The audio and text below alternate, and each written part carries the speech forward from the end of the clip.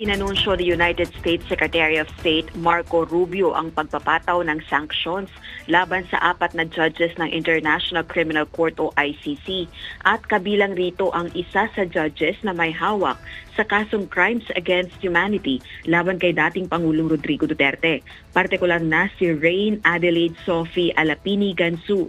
Ang 3 iba pang may sanctions ay sina Solomi Balungi Bosa, Luz del Carmen Ibanez Carranza at Betty Holler. Direktang may kaugnayan umano ang mga individual na ito sa mga hakbang ng ICC para makapagsagawa ng investigasyon, aresto, detensyon sa mga mamamayan ng Estados Unidos o Israel nang walang pahintulot ng dalawang bansa.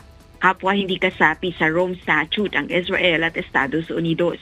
Ginawa ang hakbang kasunod ng ICC arrest warrant laban kay Israeli Prime Minister Benjamin Netanyahu.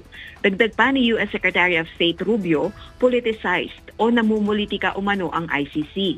Mali rin ang claims o pahayag nitong may lubos itong kapangyarihan para makapagsagawa ng investigasyon, maghain ng mga kaso at i-prosecute ang mga mamamayan ng Estados Unidos at mga kaalyado nito.